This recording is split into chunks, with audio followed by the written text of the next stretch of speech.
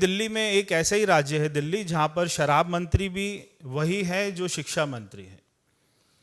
तो एक तरफ ये शिक्षा की बात करते हैं और दूसरी तरफ ये बच्चों की उम्र को घटा देते हैं, उनको छूट देते हैं कॉलेज के बच्चों को कि आप जाके शराब पीजिए।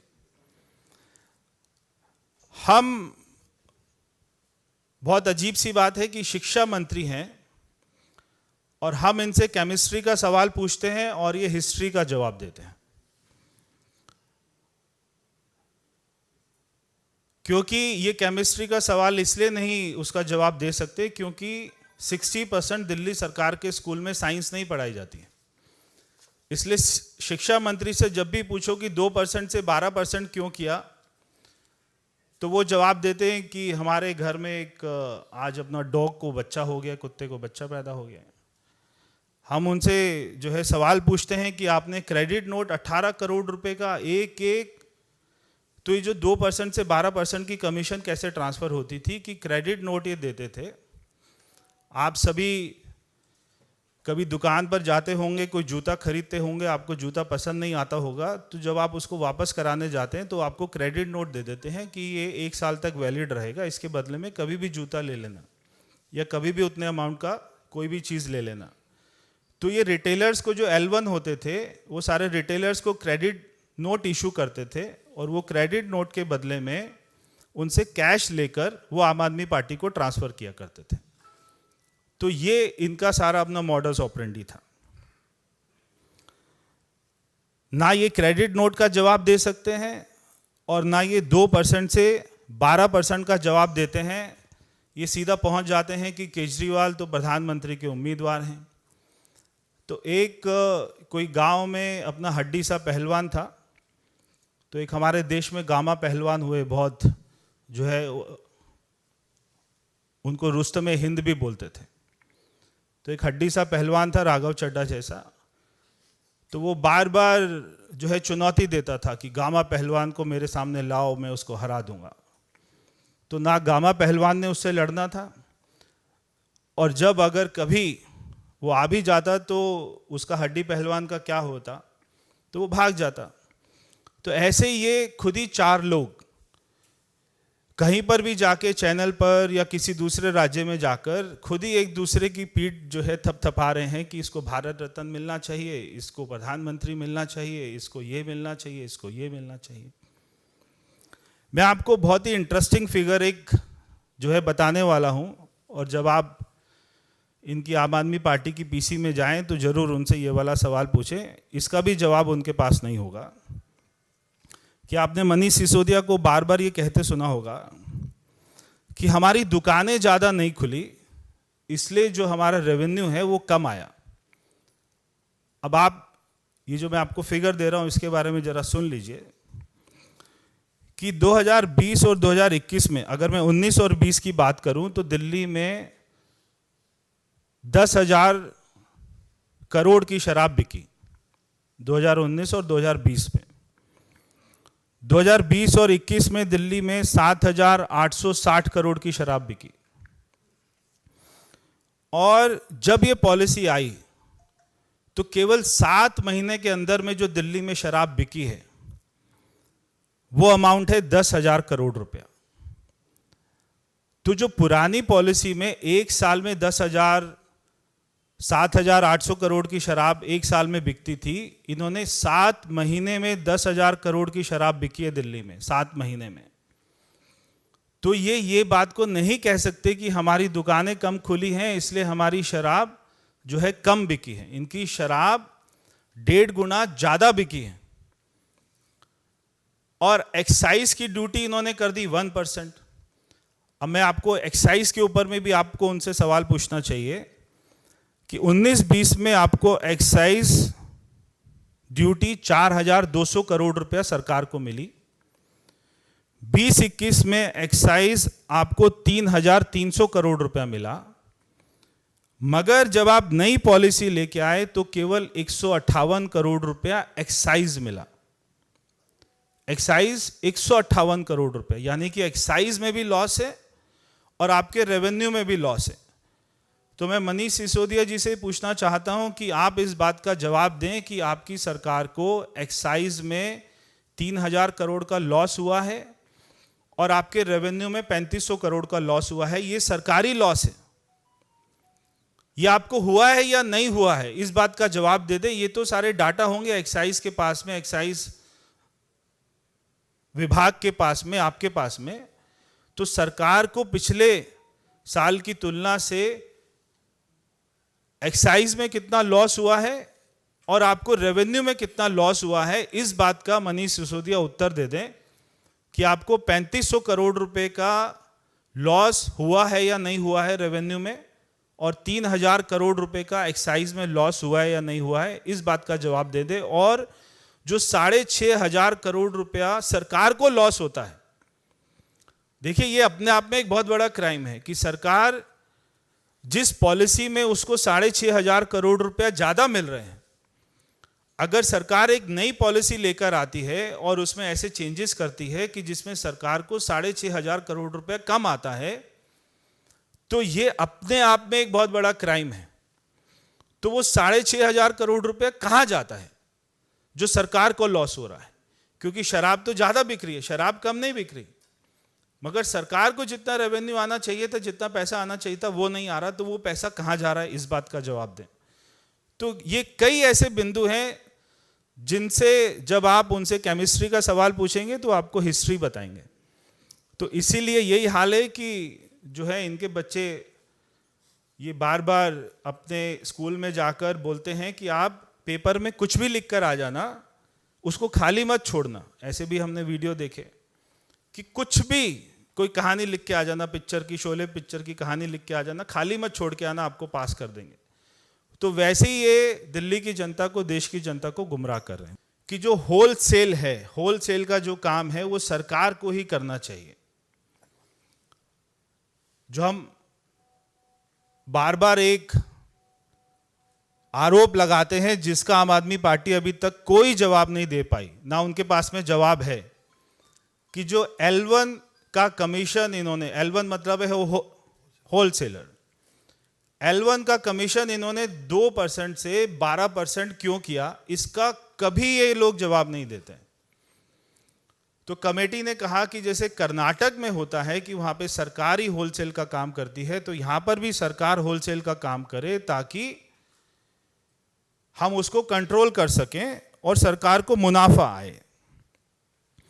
फिर ये कमेटी की रिपोर्ट में कहा कि नॉन कंफर्मिंग एरियाज जैसे कि गांव हैं, जैसे कि कॉलोनीज हैं, जहां पर कोई कमर्शियल मार्केट नहीं है, जहां पर कोई डीडीए की, कोई एमसीडी की मार्केट नहीं है, वहां पर नहीं खुल सकती दुकानें। मगर इन्होंने जब ऑक्शन किया जोन्स का, तो इन्होंने नॉन कंफर्मिंग एरिया को भी बेच दिया। उसके बाद में कमेटी कहती है कि only individual can apply for licence, यानी कि इनका टारगेट था कि 800 दुकान खोलेंगे, तो 800 लोगों को एक एक दुकान एक एक आदमी को देंगे। कभी कमेटी ने नहीं कहा कि आप पूरा कार्टेल बनाकर एक एक आदमी को 100 दुकान दे दीजिए, एक एक आदमी को 2 जोन दे दीजिए, कभी कमेटी ने ऐसा नहीं कहा। उसके बाद में कमेटी ने, जो भी सुधांशु जी ने जिसका जिक्र किया, नो मैन्युफैक्चरर और wholesale licence holder is allowed to bid for zonal lice, कि जो होलसेलर होगा वो मैन्युफैक्चरर नहीं हो सकता, जो मैन्युफैक्चरर होगा वो रिटेलर नहीं हो सकता, जो रिटेलर होगा वो मैन्युफैक्चरर नहीं हो सकता। मगर 2 कंपनियों की मैं यहाँ पर अपना जिक्र करना चाहता हूँ। एक है महादेव, वो तीनों ही है जो कि मिसेस चड्डा चलाते हैं। उसके बाद में एक है बड़ी पंजाब। तो ये 2 कंपनियां ऐसी हैं जो तीनों का काम करती हैं। ये शराब बनाती भी हैं, इनके पास में L1 का लाइसेंस भी है, और इनके पास में दिल्ली में जोन्स भी हैं। फिर एक है महादेव, एक है बड़ी पंजाब। फिर इसमें एक इंपॉर्टेंट पॉइंट है कि if the applicant does not accept the licence after winning the bid within the stipulated time frame, EMD amount shall stand forfeited. जो इन्होंने 144 करोड़ रुपए वापस कर दिया लोगों का, ये बोल के कि कोविड चल रहा था, किसी छोटे व्यापारियों का 1 रुपया नहीं वापस किया, मगर 144 करोड़ रुपए शराब माफ़ी का माफ़ कर दिया, जो पॉलिसी कहती है कि किसी को भी माफ़ नहीं किया जाना चाहिए। तो मैं इनसे सवाल पूछता हूं कि आपने ये पैसा क्यों वापस किया? जी जी जी, ये सारा पैसा जो कंपनियां जिन्होंने बिड की थी और जिनको बिड में जोन मिल गए थे, जब वो नीचे से जाकर एनओसी नहीं लेके आए तो उनको पैसा वापस कर दिया गया।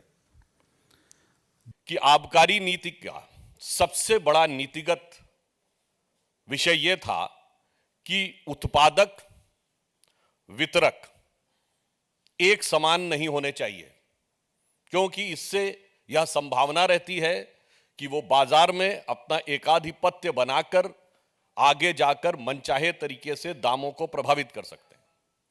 और जब ये कहा गया कि प्रोड्यूसर, रिटेलर एंड डिस्ट्रीब्यूटर, यानी कि उत्पादक, वितरक अगर एक नहीं होने चाहिए तो वो कंपनियां किसी भी प्रकार से एक दूसरे से संबद्ध नहीं होनी चाहिए। और संबद्धता की विधिवत परिभाषा भी की गई है, अर्थात एक दूसरे के कॉमन डायरेक्टर नहीं होने चाहिए, एक दूसरे की शेयर होल्डिंग नहीं होनी चाहिए, व्यक्ति भी एक दूसरे में कॉमन नहीं होने चाहिए, और किसी भी एक कंपनी की दूसरी कंपनी में मेजॉरिटी ओनरशिप नहीं होनी चाहिए। यानी प्रत्यक्ष या परोक्ष, यहां तक कि दूसरे या तीसरे टियर से भी परोक्ष रूप से आप प्रकारांतर से भी उत्पादन और वितरण को एक साथ नियंत्रित नहीं कर सकते। परंतु अब यह प्रश्न आता है, यह हम नहीं पूछ रहे हैं, एक्साइज डिपार्टमेंट ने नोटिस देकर पूछा 25 अक्टूबर 2021, आज 10 महीने हो चुके हैं। उन्होंने एक कंपनी का नाम लिया कि Enrich has applied for L1 distributor licence using the credential of a liquor manufacturing company Enrica enterprise having its distillery at Chennai. यानी ये हो गई उत्पादक कंपनी, मैन्युफैक्चरर। अब वो कह रहे हैं Enrich is also applied for L1 distribution licence despite being related to Magunta Agro and Pixie, which have won retail zone licensing for zone number 4, 23 and 22 with a malicious intent for forming a cartel. आप बताइए, one company is manufacturer, it is also a partner in the distributor, और 3 zones का distribution उसको मिल जाता है। अब इसमें किसी प्रकार का कोई किंतु परंतु का की संभावना नहीं रह जाती है कि जो नीति तय की गई थी पारदर्शिता को लाने के लिए, तो Indo spirit distribution private limited messrs खाओ गली रेस्टोरेंट प्राइवेट लिमिटेड के साथ संबंधित है। यहां पर भी वही कंपनी उत्पादक है और वही शेयर होल्डर है। मैं उसमें बहुत डिटेल्स में नहीं जा रहा हूं, आप चाहें तो जाके चेक कर सकते हैं। और यह भारतीय जनता पार्टी का आरोप नहीं है, यह एक तथ्य है जो आबकारी विभाग ने 10 महीने पहले दिल्ली सरकार से पूछा। तो अब दिल्ली सरकार यह कह के बचाव नहीं कर सकती कि हमारी जानकारी में नहीं था, हम जांच कराएंगे। इससे बिल्कुल साफ हो जाता है कि इन लोगों ने आबकारी नीति में जानकारी में आने के बाद पूरी तरीके से उद्देश्य के साथ बात की है। इसलिए हम उनसे कहना चाहेंगे कि जवाब हमें आबकारी पे चाहिए, ना ईमानदारी की बात करिए, ना बिरादरी की बात करिए। दिल्ली की जनता यह जानना चाहती है कि आप आबकारी की बात करिए, और जब एक्साइज डिपार्टमेंट ने आपको इस प्रकार का नोटिस दिया तो आपने संबंधित कार्रवाई क्यों नहीं की? क्योंकि यह नोटिस तथ्यों के आधार के ऊपर है, जिसमें जो पॉलिसी मैंने आपको बताई उसको सीधे सीधे तरीके से ध्वस्त किया गया है। तो मैं सिर्फ यह कहना चाहूंगा, एक्साइज पॉलिसी तो यह कहती है कि मैन्युफैक्चरर, डिस्ट्रीब्यूटर एंड रिटेलर एक नहीं होना चाहिए, परंतु यहां ये मिथ्या भ्रम और झूठ के मैन्युफैक्चरर भी यही हैं, डिस्ट्रीब्यूटर भी यही हैं, और रिटेलर भी वही हैं, और उसके बाद पूरी निर्लज्जता के साथ जनता के सामने आकर यह दावा करने वाले कि सबसे बड़े ईमानदार वो हैं, इस असत्य के परपिट्रेटर भी वही हैं। The daily excise policy for the year 21-22 says that no manufacturer or retail licensee shall be allowed to apply for wholesale license or vice versa. If wholesaler and manufacturers oblique retailers are common entities, there is a possibility of formation of syndicate leading to overcharging, brand influencing, and pushing by entry into arrangement with certain brands at the cost of the exclusion of others. Also, the L1 licensee cannot own any of the retail vends, ध्यान दीजिएगा, either directly or through any sister concern. For this purpose, sister concern oblique related entities shall mean that the entities should not have common proprietors, common partners, or directors, or majority ownership, that is 51%, of the proprietorship or the partnership of the company. They shall not lie with the same person in all the entities. The entities shall not have holding, subsidiary, relationship, or not subsidiary of the same holding company. देखिए, इस विषय पे जांच agency करेगी, परंतु यदि उनका इस विषय से कोई लेना देना नहीं है तो हमारे प्रदेश अध्यक्ष संजय बंडी जी को उन्होंने गिरफ्तार क्यों किया है? क्या एक सांसद भी हैं वो?